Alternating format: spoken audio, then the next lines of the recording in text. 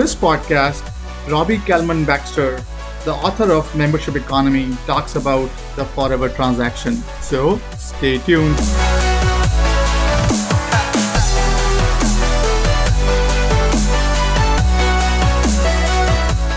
Welcome everyone to Work 2.0 podcast. Today we have an interesting guest. So let me talk about our today's guest, Robbie Kellman Baxter. She is a best-selling author, speaker, consultant with more than 20 years of experience providing strategic business advice to major organizations including Netflix, Wall Street Journal, Electronic Arts. In the past 10 years, her company Peninsula Strategies has advised over 100 organizations on subscription and growth strategy. Her first book, The Membership Economy, was an international bestseller. Her new book, The Forever Transaction, was released in April this year. It has been described as a true game changer, taking readers through every step of the subscription business process, from initial startup or testing to a new model to scaling the operations for a long-term growth and sustainability to revamp culture so everyone works together to optimize customer lifetime value. And for learning more, you can go to Robbie's website. It's robbiekellmanbaxter.com, and I'll put the link on the description as well for our listeners and viewers to check out. With that, welcome to the podcast, Robbie. Oh, thanks so much for having me. Awesome. So, by the way, amazing book. I think I would love to get on the meat of the stuff, but before that, let's talk about the shell first. Let's talk about your journey, like what brought you to this point. If you can walk us through your professional journey, that will be amazing. Sure. Well, prior to going to business school, I had been a strategy consultant and really enjoyed that kind of work. And after business school, I worked in product marketing for 5 years. And I got laid off when I was on maternity leave with my second child. And at that point, which of course is totally legal, and it's a disappointment, but it was completely, legal and a reasonable thing for the company to do. But it left me in a place of saying, I want to be in control of my own career, especially while I have small children.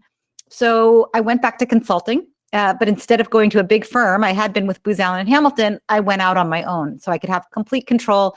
When you're an independent consultant, really the only person you have to answer to is your client. Right. And everything else is, everything is up to you and the client on how you structure it, how many hours you work, when you work. So I started doing that with a very short-term focus, but I soon realized that this could be the perfect career structure for me. And that if I wanted to be a consultant, I really needed to have an area of expertise. And at the time, I guess my fifth client was Netflix. And I fell in love with their business model. And I was thinking about what is an area that I can go dig deeper in and become an expert on as a consultant that is big enough to be interesting and juicy for, at the time I was thinking, at least 5 years. And at the same time is narrow enough that I could credibly become an expert. It's hard to become an expert on strategy or marketing in a couple of years, but, subscriptions, I thought I could do that. And as I was falling in love with this business model, a lot of other people were too. And I started to move all of my work towards the businesses that used what I came to call a membership mindset. Businesses focused on the long-term relationship with the customer, using subscription pricing, using digital communities, using new metrics like churn and monthly recurring revenue and lifetime customer value. And so I've been focused on that for quite a while. But even though I was seeing this massive transformation and seeing the potential of these ideas to transform virtually any kind of business, a lot of executives weren't seeing it. They weren't seeing what I was seeing. So I wrote my first book, The Membership Economy, to share what I was seeing and why it was so powerful. 5 years later, I don't have to explain to anybody why subscription models are powerful. But what is happening is people are struggling with the how. So the what and why, everybody gets it. The how is another story. And that's why I wrote The Forever Transaction. Interesting. Beautiful journey. So talk to us about Peninsula Strategies, like what does your consulting like what does this your company do, and what do you help business? Yeah, for the last 20 years, most of the time I've been helping companies build a forever transaction with the people they serve. So sometimes that's B2B SaaS companies, uh, trying to build long-term revenue. Sometimes it's with, consumer content organizations, streaming video, audio, podcast, books, learning. Sometimes it's nonprofits, professional associations, but all of them are trying to deepen the relationship they have with their customer and reimagine not just the marketing and the pricing of their value, but also how they package it. What is the product itself? And what kind of culture do they need to have in their organization? And what kinds of people do they need to have in their organization in order to successfully deliver on this new kind of business model?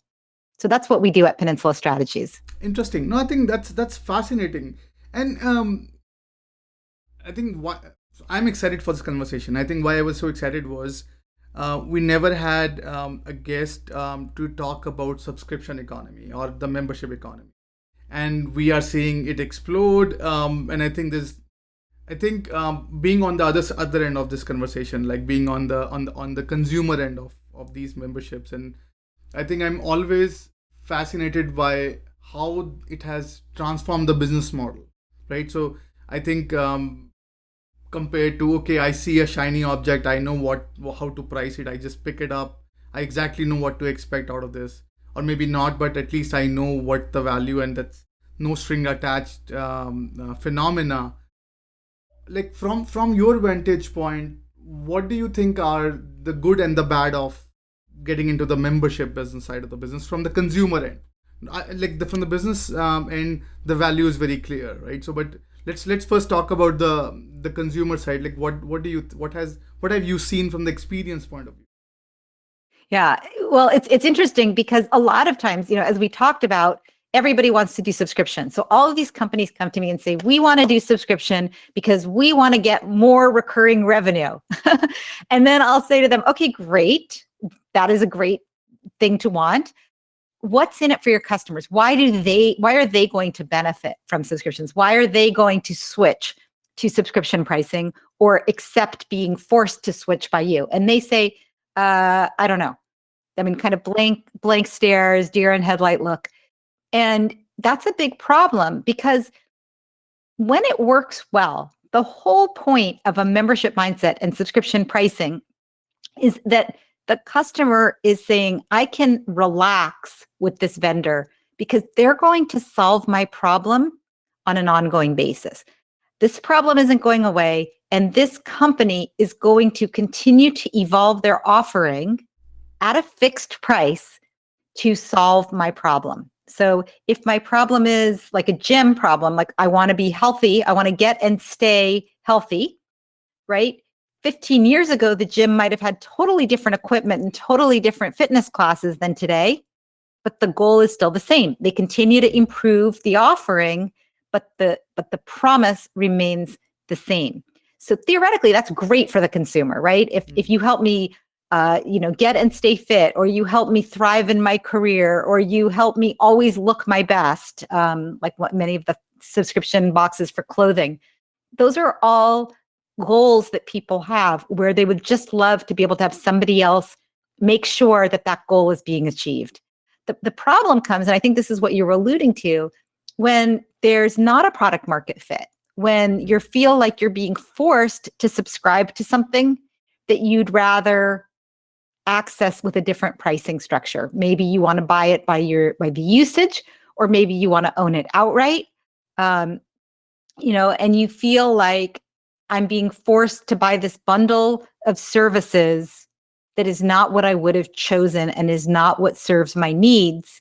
That's the biggest problem with subscriptions. And frankly, it's what's driving a lot of the subscription fatigue that many of us are feeling, this sense of I'm being forced to buy something that I don't need, or I'm buying more than I need and I'm not using it, even if it's great, like, lot of magazines, right? The New Yorker problem, like they pile up and I don't read them and then I feel bad about myself.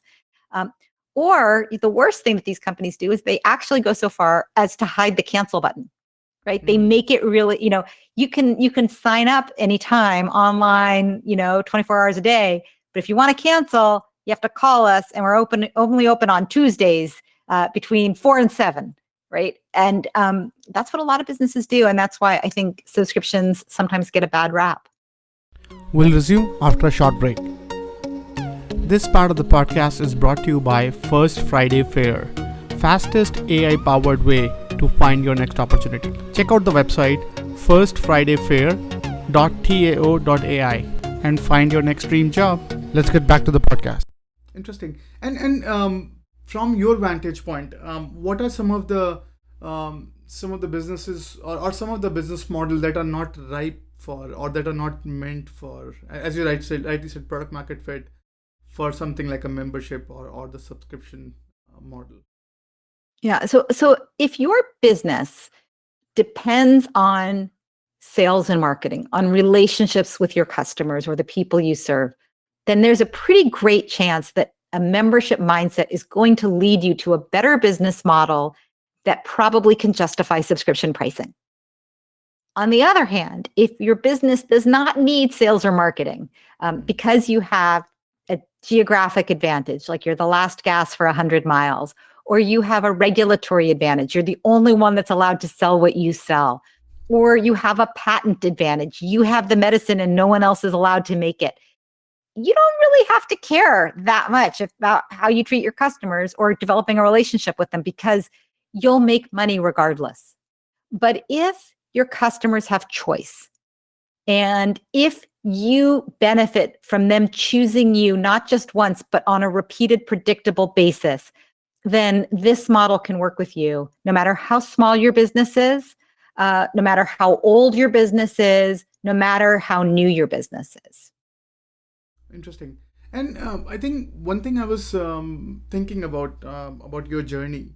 So you have been here a while. So and the subscription or the membership economy is just recently coming, and so in a way we can safely assume that you are one of the early ones, sort of speaking out about the fascinating in this economy. And I think how the industry has quickly transformed into using these membership models.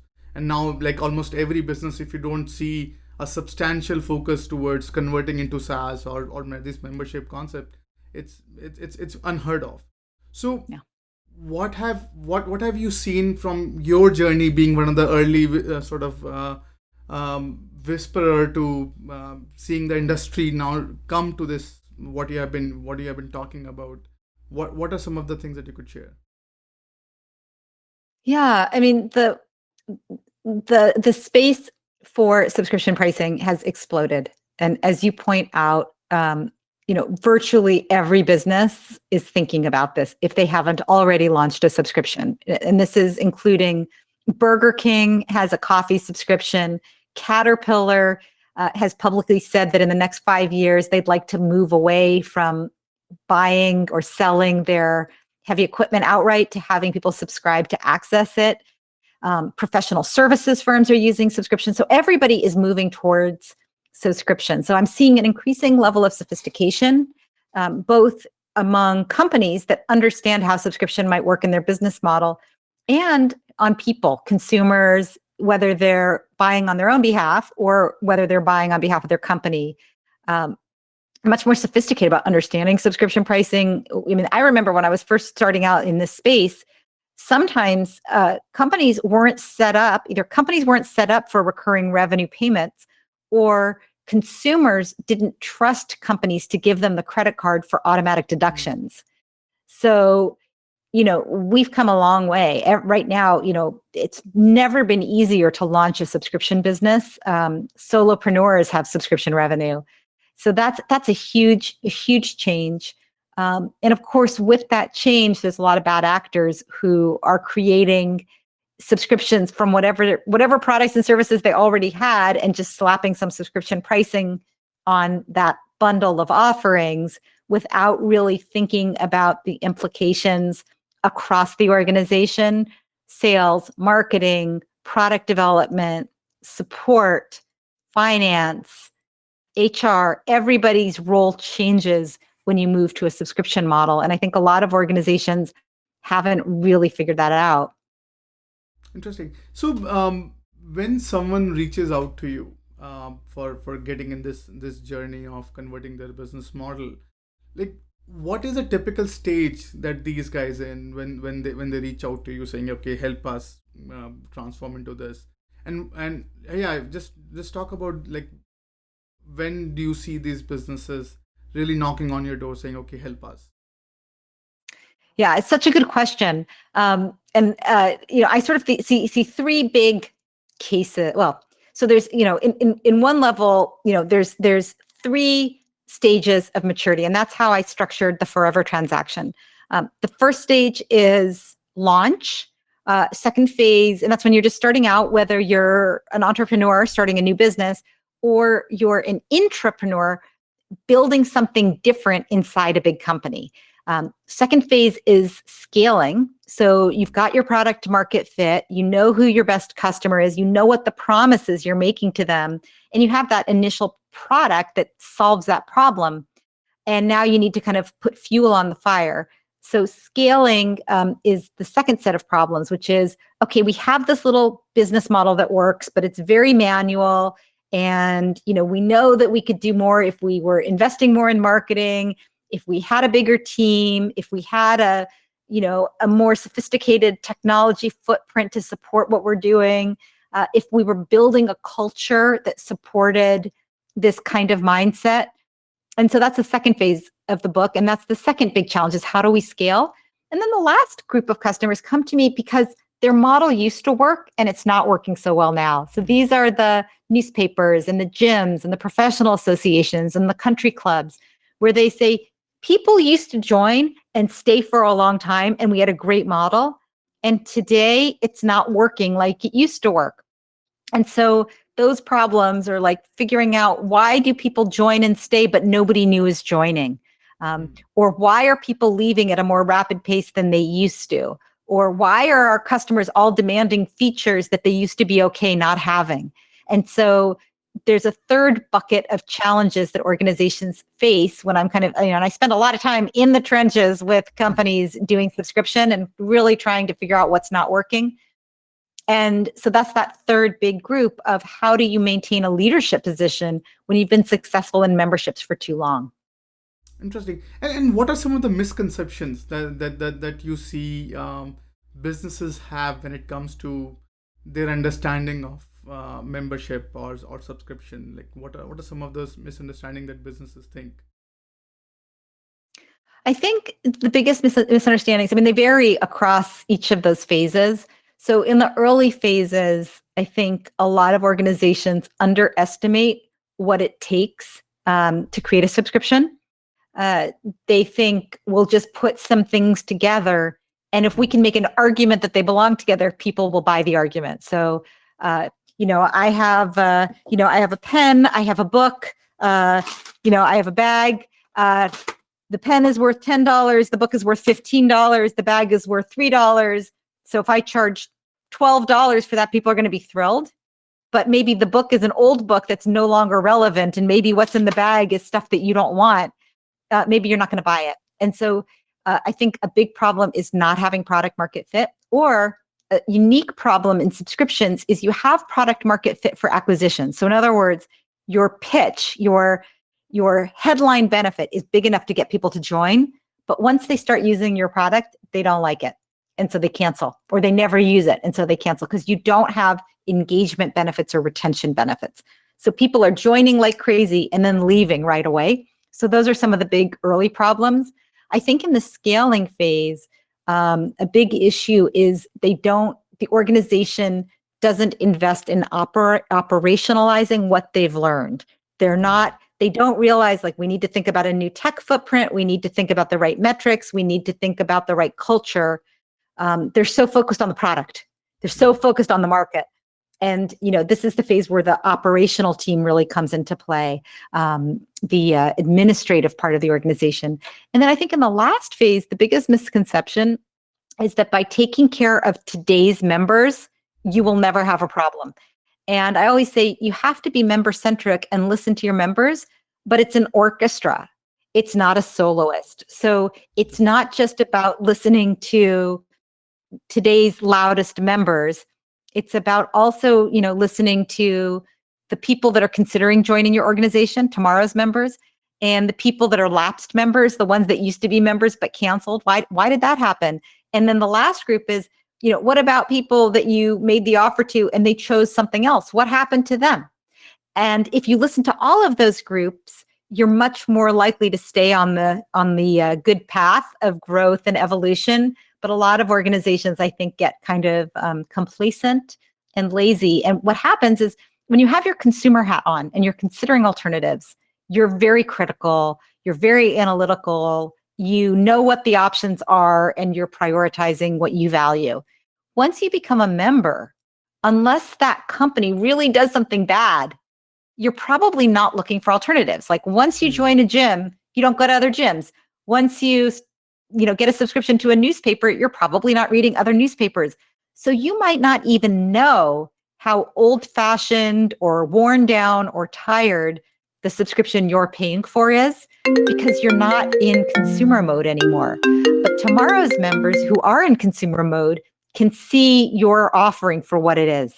And I think a lot of longtime organizations, the big problem, the big mistake that they make is that they say, our members love our offering. Our members love getting things faxed to them.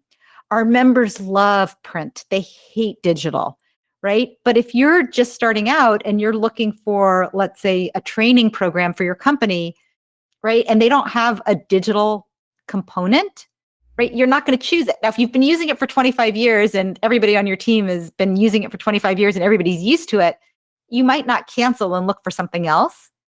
But if you're just making this decision and this buying decision right now, you're going to judge them a lot more harshly. We'll resume after a short break. This part of the podcast is brought to you by First Friday Fair, fastest AI-powered way to find your next opportunity. Check out the website firstfridayfair.tao.ai and find your next dream job. Let's get back to the podcast. Interesting. Wow. So, and thank you for sharing that.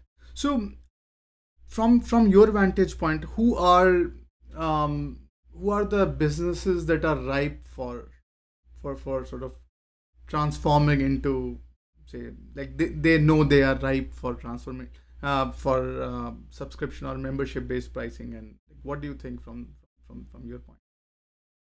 Well, right now, we're talking in the fall of 2020, and I think right now what's happening is COVID is accelerating the transformation of many, many businesses to subscription, to digital and to subscription. And there's a couple of reasons for that. One of them is that subscription businesses have proven to be more resilient than their transactional and episodic peers. That's because subscription businesses are designed for an ongoing relationship. They're opt-out, not opt-in. Once you join, you make it a habit, and you're not likely to change your habits unless you're forced to. The other thing about subscriptions is a lot of them are digital. And so a lot of companies are being forced to rethink their forever promise and how they deliver on that. So if my forever promise is I will teach you how to be a leader, I'm teaching your company leadership skills, let's say, and I've done that through live trainings. And now I can't do live trainings in person in my beautiful facility in Hawaii. I'm going to lose my customers if I can't figure out a way to deliver on that same goal, on that same promise, but with social distancing. So I'm being forced to really think hard about how I deliver it. And I've probably had it on a back burner for several years. I know I need to do it, but suddenly it becomes front burnered because otherwise I'm going to lose my customers. And then the last thing that's kind of driving this transformation is the consumer themselves, which is, I am forced to adopt new habits because COVID is preventing me from doing things the way I've always done them, right? I can't go to work anymore, so I'm going to use Zoom. And even though I don't like using screens, I'm going to figure it out. Right. My mom, who's in her 70s and, doesn't really change her habits very often. Right. Most days she used to go to the grocery store in the morning, then go to her yoga class. And then later in the day, maybe go to a book club or have dinner with a friend. She and my dad can't do any of those things anymore. So now what she does, in very short order, she signed up for Instacart. She started using Amazon, whatever the Amazon delivery of Whole Foods was. So she subscribes there. She is doing streaming yoga classes in her bathroom. She's does Bikram yoga. So she has the space heater and the shower with the steam and the electric blanket on the floor so that the room gets really hot. And then she streams the class. And she's socializing over Zoom. So she's been forced to change all of her habits. So you have a moment right now. If you were ever thinking about changing things, your customers are going to be receptive to it right now. And they're looking for new ways to do things. So we have a window, we have a moment where we can, quickly move our business model toward subscription, toward digital, toward a new way of interacting with the people we serve. I think that's fascinating. I think that's nicely put. So if you think from business point of view, right, it's a cultural change. I think you said many times, like, okay, so we are changing. This is transformative. This is like some businesses, though they don't easily transform, or they. So when you said deal with the business, how do you console them, or how do you work with them that it's a cultural change, or how do you tackle the cultural part of, because that's the thickest layer that is almost sort of restricting any business to, like, dissing that this phenomena will not work, and instead of embracing it as the future. Like, how do you, what are some of the best practices that you have seen in your journey that has worked? Yeah. So what usually happens, so we're talking about an organization that is episodic and transactional. They want to experiment with subscriptions. So they take a small team and put them over in the corner. And that team, iterates and iterates and innovates until they come up with a subscription model that's working. And then the CEO and the board say, wow, that's amazing. That's our future. Let's move it from the corner into the center of our organization.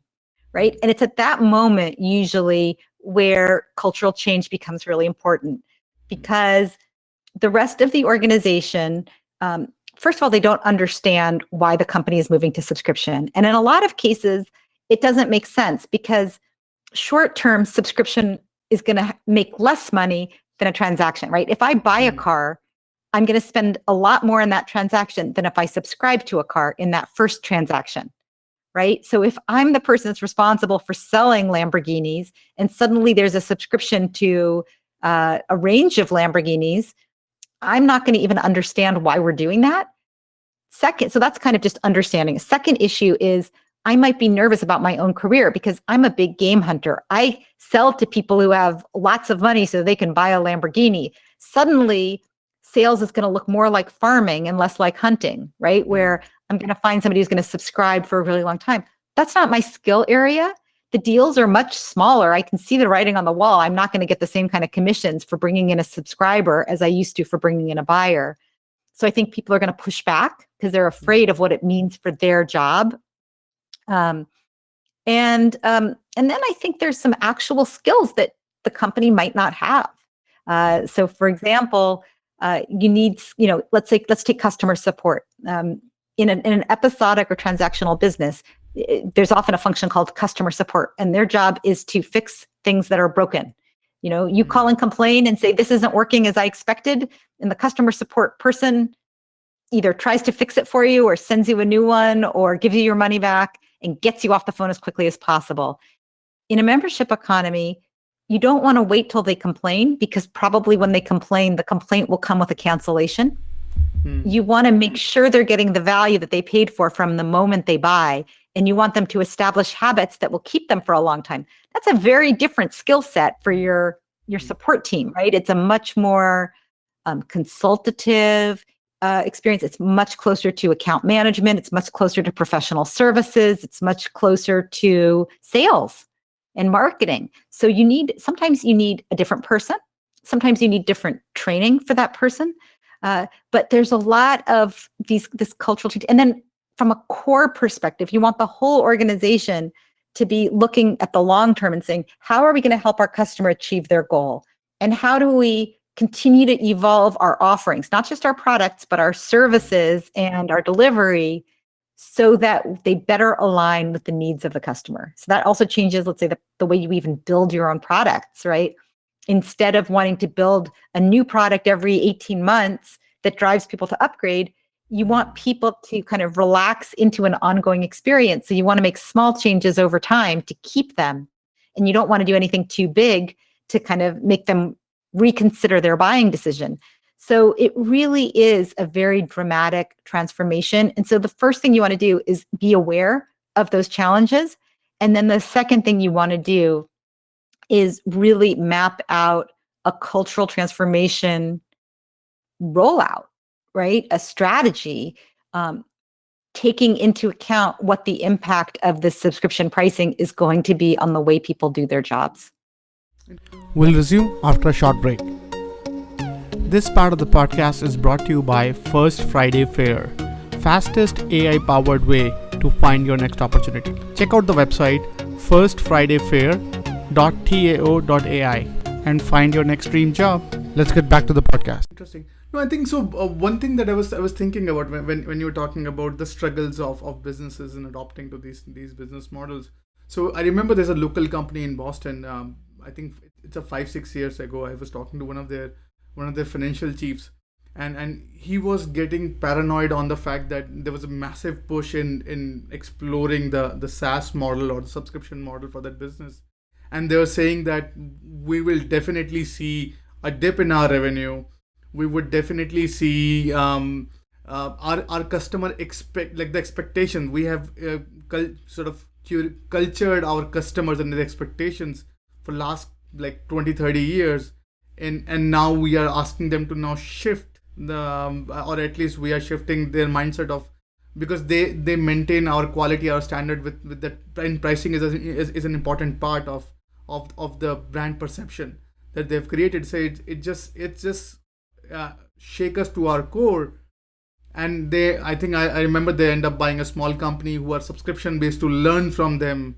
Yep. And sort of understand their business model and see how they can integrate that and learn from that, because they were having a lot of difficulty internally sort of grappling this or converting this fact that we can be a subscription based business.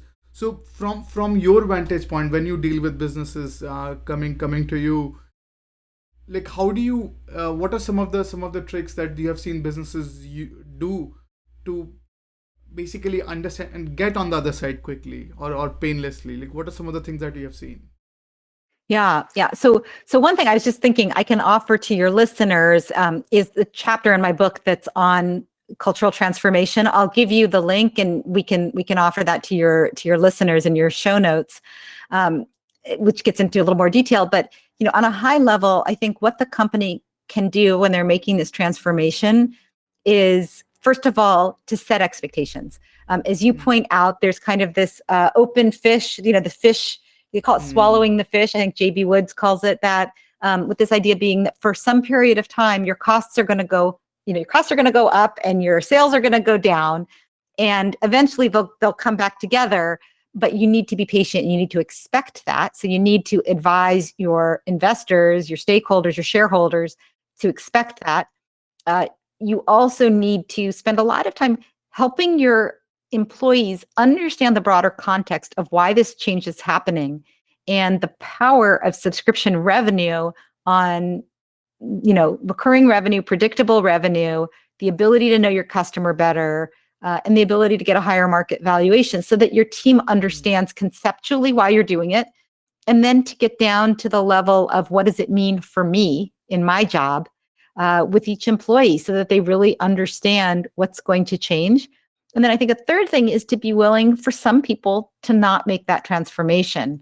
If you're a big game hunting salesperson and you're really good at selling 7-figure software site licenses, and suddenly your company is doing mostly subscriptions at 5 figures each month, you might say, this maybe isn't the place for me anymore. And so it's also important to just, as a leadership team, understand what might happen. This is a big change. And you really have to, kind of step by step, why are we doing this? What's our big vision? What is this company going to look like when we move to subscriptions? And why is it going to be better for the customer, for the company, for the shareholder, for the employees? And what is our first step? And why is that our first step? And what does that mean for each person? I think doing those things, those very basic blocking and tackling steps, is going to massively increase the likelihood of the transformation taking hold rapidly. I think that's absolutely, and that let's. I think you brought up. So that's the book, friends. By the way, excellent book. Robbie, one thing that I find fascinating in this book, and we were talking it before our conversation started. It's very tactical. Like it's stepwise process. Like it's from start to end. I think it's if I need to execute a strategy, this is pretty nicely done. I was grappling with the fact that why just don't call it a guide for pricing strategy. Like why the forever transaction? Like why such a cryptic title? Because this book's it is what it is. It just tells you how to sort of what to expect at which stage, and what are some of the business models that are running, what are some of the case studies that have gone through those. I think it's nicely done. So yeah, so how do you come up with the title? Well, it's not, it's not quite the subscription model guidebook. Although I did think about titles like that, but I felt like the book was a little bit more strategic still. I mean, it is a how-to, but I really focused on frameworks. It's less of like a workbook and more of an idea book and a conceptual like understanding of why you do it. And, if you look at this book, my first one, it's the membership economy, and then it says, find your super users, master the forever transaction, and build recurring revenue. And so I pulled master the forever transaction. That was the part that people found interesting in the first title. And I think that's the piece that people want. I didn't want people to get hung up on subscription pricing, which to me, as you said, is very tactical. It's just a pricing decision. It's not, you can't say like companies sometimes try this, but it doesn't work, is to say our strategy is subscription, right? That is not a strategy. That's a pricing structure, right? It's like our strategy is pricing, and it's all of the other pieces of the model that have to come together in order for you to be able to justify subscription pricing. So you can have a forever transaction without even having subscription pricing.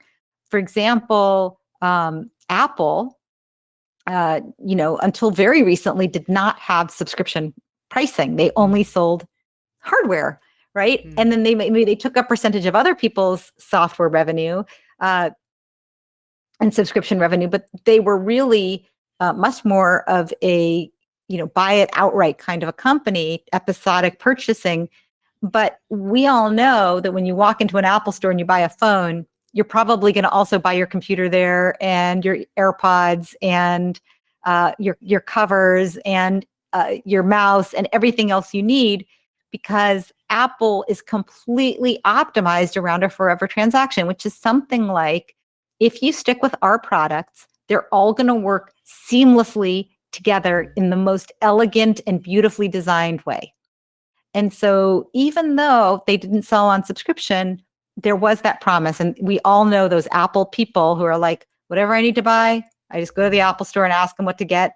If they don't sell it, like they don't sell printers, what printer should I buy? What is the best printer to buy that goes with your computers, right? Because that's what I'm buying, whatever Apple tells me, because I'm an Apple person. I am a member. I have a forever transaction with them. I do not consider alternatives. I start with them.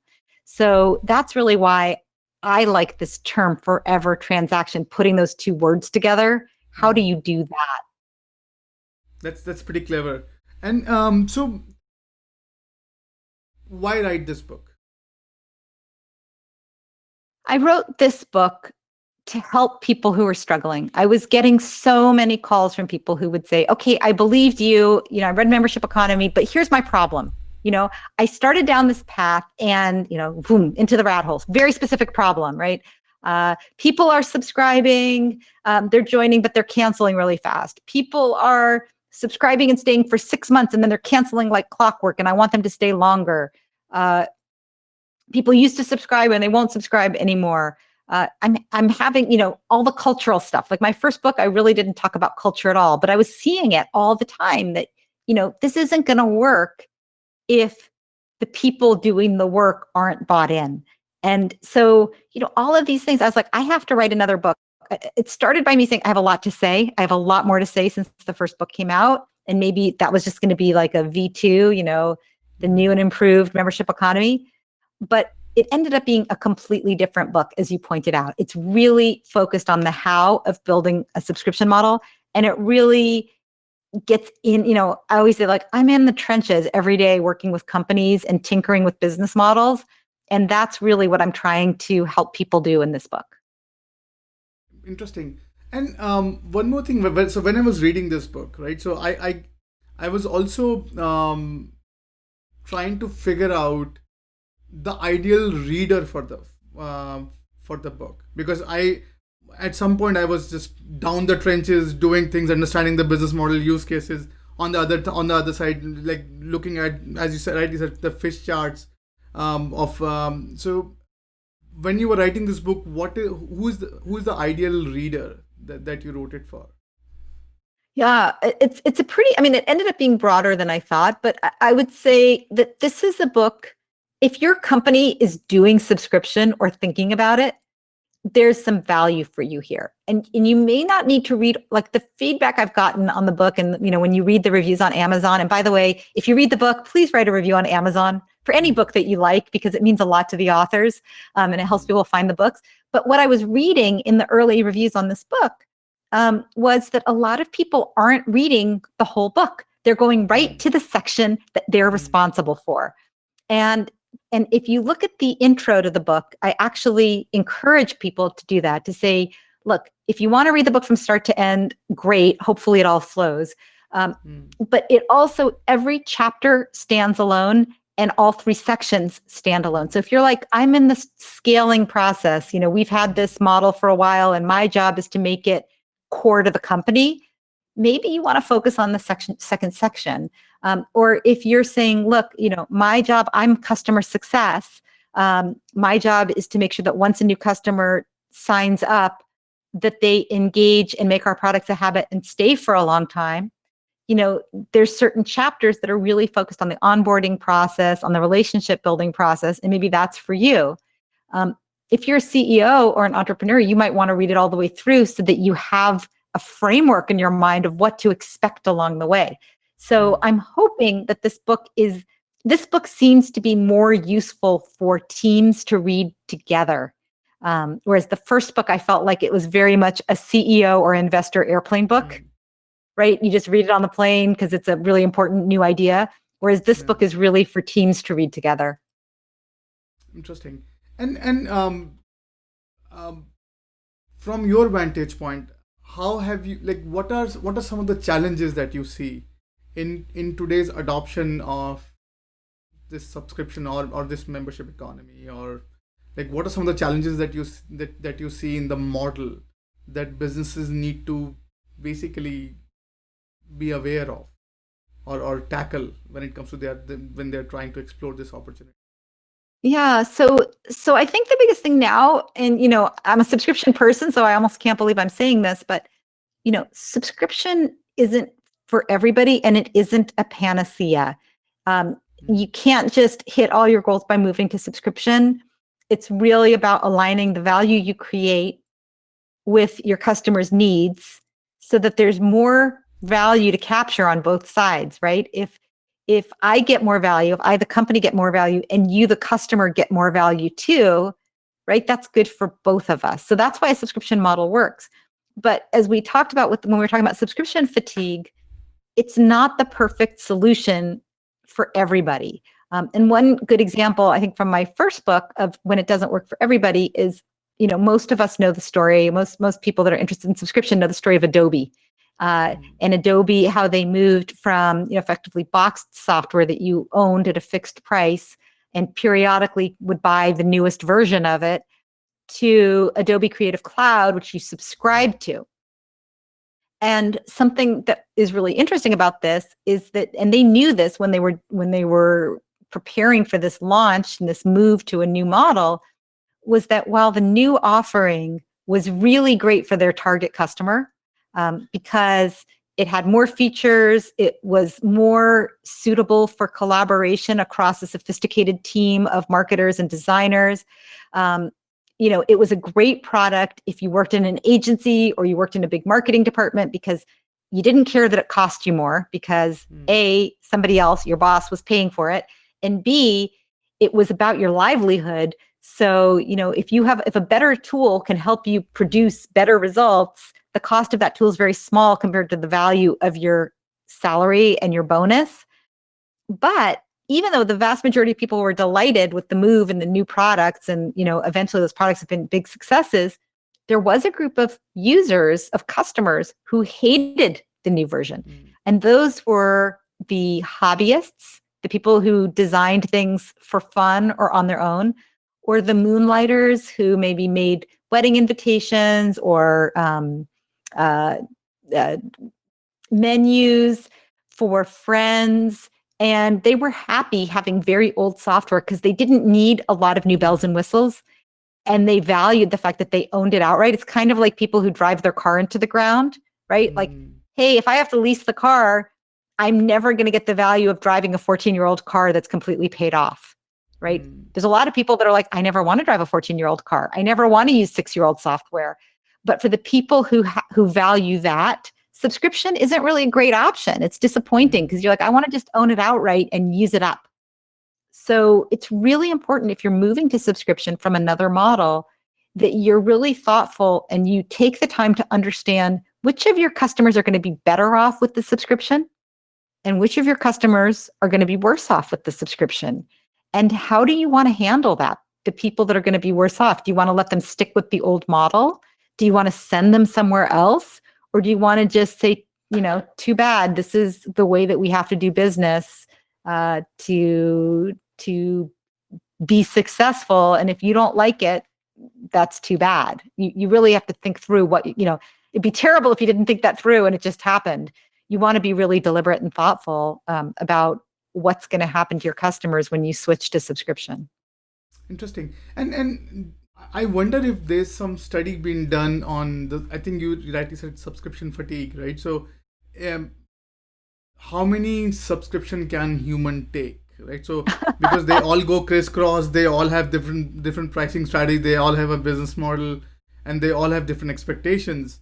So do you, from your because you have been doing you have been in this industry and researching about subscription, so what's your take? Like, has there been any data that for us, that for businesses, that okay, I'm not competing. So if suppose human brain can take say 20 subscription without going insane, am I all fighting for those 20, or like, is there anything like that?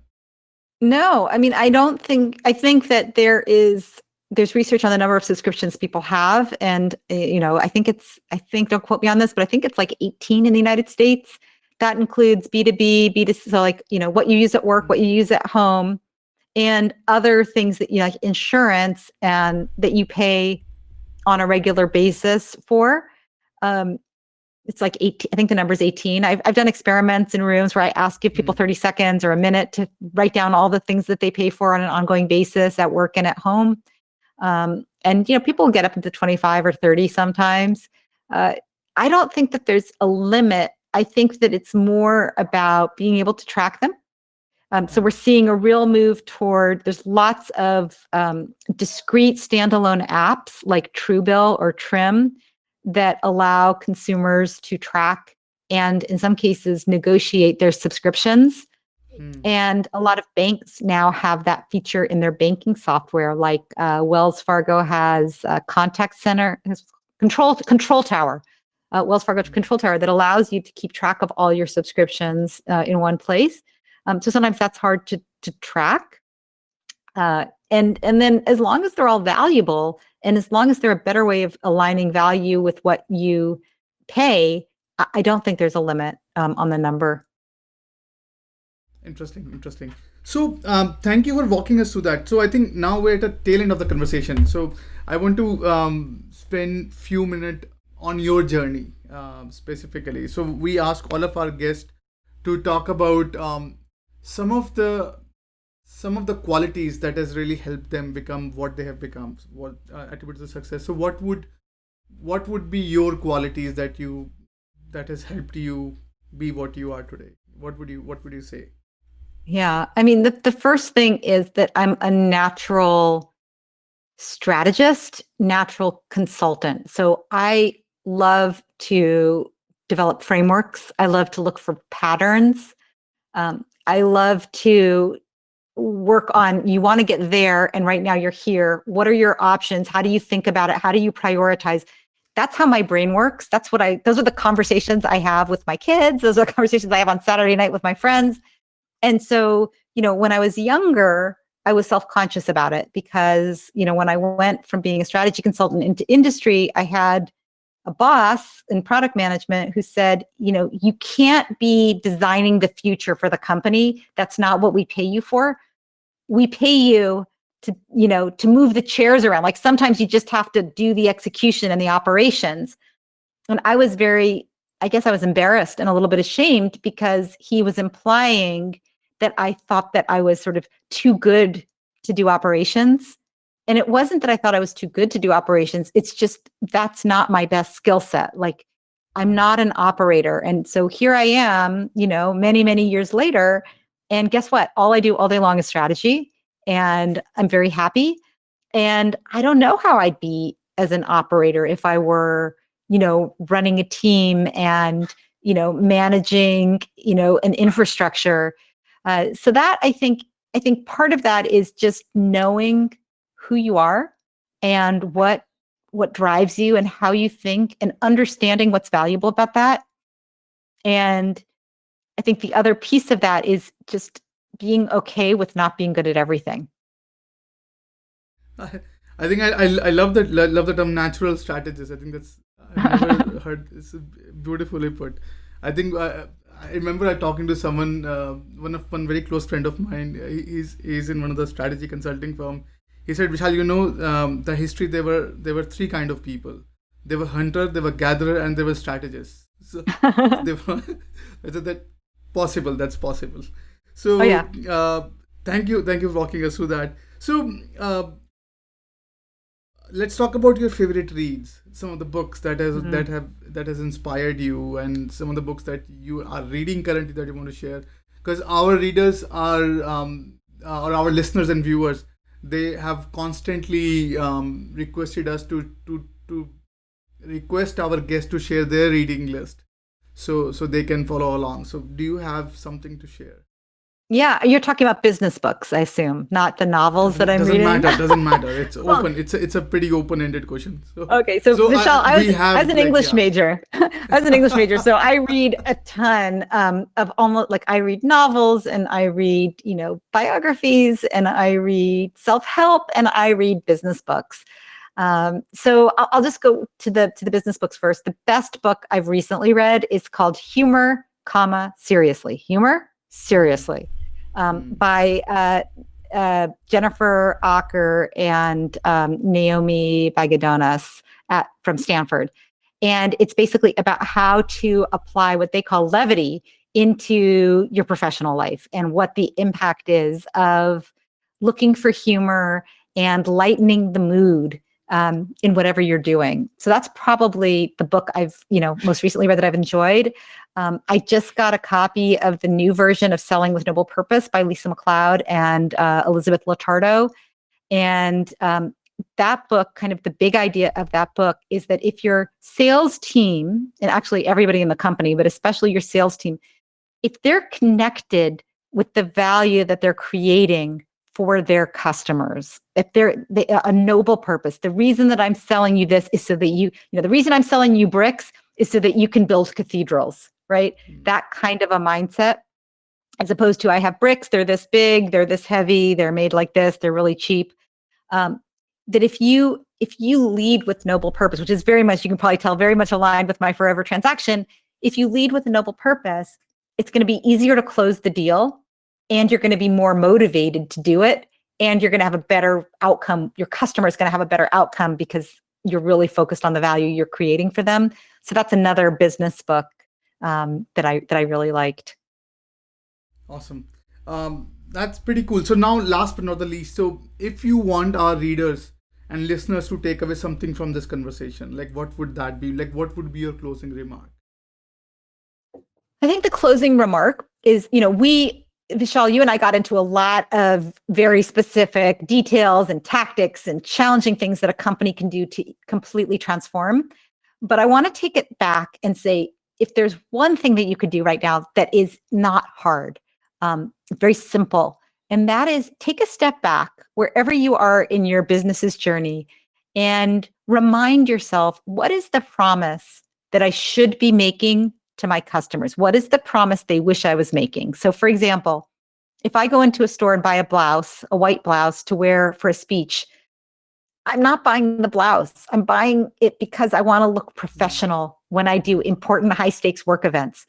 If they were selling me feeling confident at high stakes work events instead of white blouses, I would be so much happier, because that's really what motivated me to go to the store.